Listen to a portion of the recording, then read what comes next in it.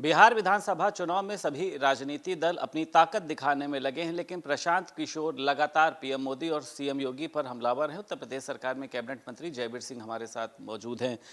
मोदी जी को मोदियाबिंद कहना, सीएम योगी के लिए कहना कि वो तो बर्दाश्त करने लायक नहीं है। एक बयान और भी वायरल हो रहा है कि क्या उत्तर प्रदेश में जैसा मुसलमानों के साथ हाल हो रहा है वही आप लोग यहाँ पर चाहते हैं।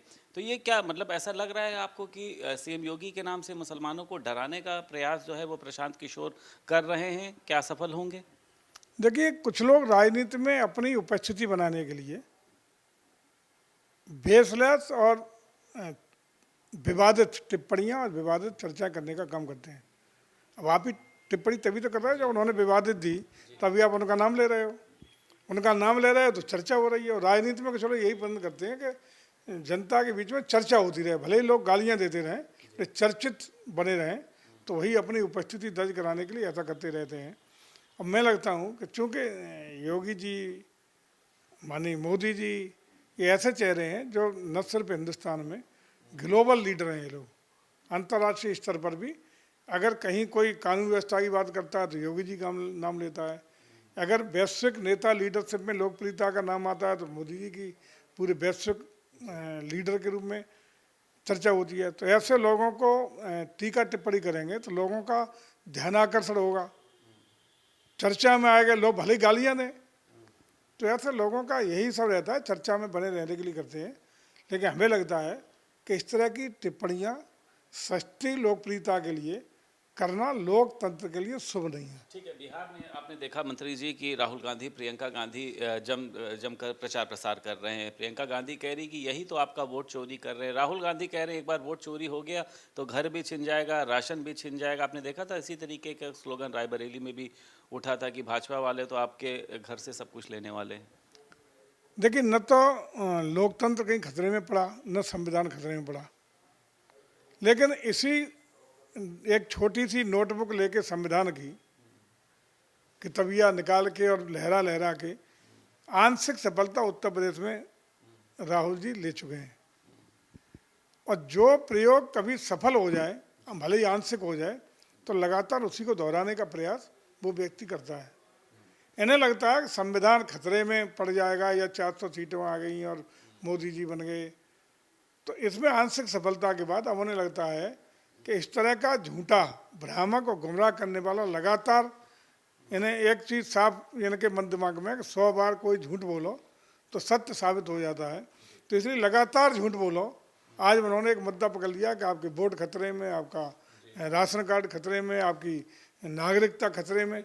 तो ये डराने का काम लोकतंत्र में और संवैधानिक संस्था में विश्वास करने के लिए प्रेरित करने का काम राहुल जी कर रहे हैं। और मैं समझता हूँ संवैधानिक संस्थाओं को ये लगातार कमज़ोर स्तर है और जनता की निगाह में उनके प्रति विश्वसनीयता कम करने का प्रयास कोई भी व्यक्ति करेगा तो ये न तो संवैधानिक संस्थाओं के लिए शुभ है और न देश के लोकतंत्र के लिए शुभ है। क्या आपके सहयोगी दलों को क्या हो गया? दिल्ली में एक बड़ा कार्यक्रम किया, फिर इसके बाद संजय निषाद कह रहे हैं आपको ज़रूरत नहीं है तो गठबंधन तोड़ दीजिए। 2024 में जो आपने किया था, अगर 27 में हम करेंगे तो फिर हम देख लेंगे। तो आप लोग को ज़रूरत है कि नहीं है, या संजय निषाद की नाराज़गी ये क्यों इस तरीके से सामने आ रही है?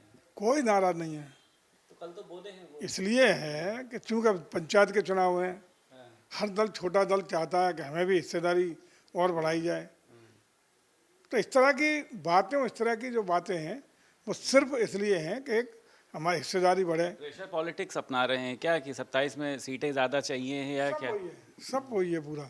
लेकिन ये चूँकि हमारे दल हैं, अपने दल हैं, हमारे मित्र दल हैं, हमारे गठबंधन का हिस्सा हैं, एनडीए का सम्मानीय हिस्सेदार हैं, तो इसलिए कुछ नहीं, इस तरह की बातें ये केवल जनता के पीछे होती हैं। लेकिन सब हमारा एनडीए मजबूत स्थिति में, सभी दल मजबूती चाहे तो गठबंधन तोड़ दे। आप मानते हैं कि ये सभी सहयोगी दलों का रहना भाजपा के साथ ज़रूरी है 27 विधानसभा चुनाव के लिए? किसी को भी अलग करेंगे तो नुकसान होगा? गठबंधन एक मजबूत स्तंभ की तरह खड़ा है, उसमें कहीं कोई चोट वोट, अब आप ये कहलवाना चाहते हैं वो हम नहीं कह सकते।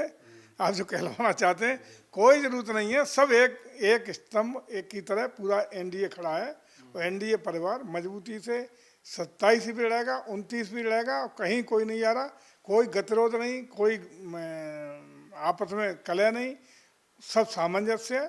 ये कुछ मीडिया के ऊपर, कुछ अपना प्रेशर वाला। निषाद खुद बोल रहे हैं, कल उन्होंने डिबेट पर बैठे, उन्होंने कहा भाजपा चाहे तो तोड़ दे गठबंधन, अब खुद आप लोग कहा। कहलवा लेते हो बेचारे थे, अब भले आदमी सीधे आदमी आप लोग कहलवा लेते हो, तो सब इकट्ठे हैं। एक मजबूत स्तंभ की तरह एनडीए खड़ा था, आज भी खड़ा है और आगे भी खड़ा रहेगा। सवाल सर छोटा सा है बस, ये लगातार ट्रंप ने सर फिर से धमकी दी कि हमने ही कहा था, तभी जो है इस जंग को रोका गया था।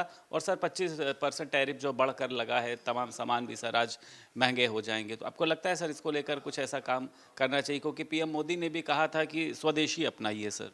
देखिए, अमेरिका खासतौर पर भारत को निशाना बना करके जिस तरह से एक टैरिफ और टैक्स का जो थोप रहा है हम लोगों पे, एक आर्थिक युद्ध की तरह वो हम लोगों को परेशान कर रहे हैं। निश्चित रूप से भारत न झुकेगा न डिगेगा, उसकी विदेश नीति स्पष्ट है। देश के राष्ट्रीय आर्थिक हित सुनिश्चित करेगा, किसान के, श्रमिक के, छोटे उद्योगों के हितों का संरक्षण करेगा, और इसकी सारी वैकल्पिक व्यवस्था करने के लिए हम पूरी योजनाबद्ध तरीके से आगे बढ़ रहे हैं। ग्लोबली हम लोग आगे बढ़ रहे हैं और देश के अंदर भी स्वदेशी के साथ हम लोग इन चीज़ों की, चुनौतियों का मुकाबला भी करेंगे। और विश्व स्तर पर भी अनेक देशों से हमारी रणनीतिक साझेदारी हो, आर्थिक साझेदारी हो, राजनीतिक रूप से चर्चा चल रही है। और निश्चित रूप से इस झटके को भी हम बर्दाश्त भी करेंगे, झेलेंगे भी, और देश को इससे प्रभावित नहीं होने देंगे।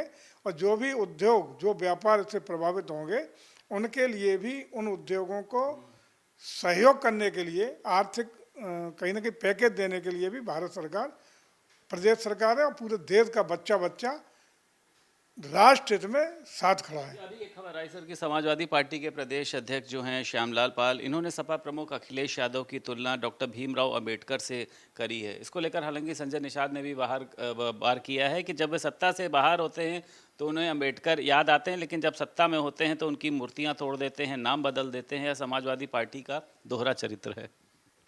सत्ता रही है ना कि जो संजय निषाद जी कह रहे हैं 100% सही कह रहे हैं। उन्होंने और पूरे प्रदेश ने और देश ने देखा है कि अम्बेडकर जी के जो प्रति सम्मान की बात समाजवादी पार्टी अब कर रही है, उनका असली सम्मान क्या होता है अम्बेडकर जी के प्रति, आम भले लोगों के प्रति, संवैधानिक व्यवस्थाओं, संवैधानिक संस्थाओं के प्रति, आम जनमानस के प्रति। लोगों ने 12 से 17 के बीच में देखा है इनकी गुंडई, इनकी अराजकता।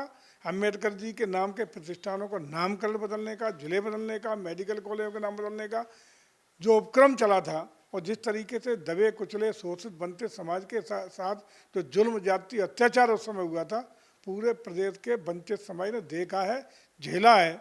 और कितनी इनकी निष्ठा अम्बेडकर जी में है और वास्तविकता क्या है, वो भी पूरे प्रदेश ने देखी और झेली है। बहुत शुक्रिया बात करने के लिए। उत्तर प्रदेश सरकार में कैबिनेट मंत्री जयवीर सिंह हमारे साथ मौजूद थे। लखनऊ से वीडियो जर्नलिस्ट मेहंदी हसन के साथ संदीप खेर, भारत समाचार।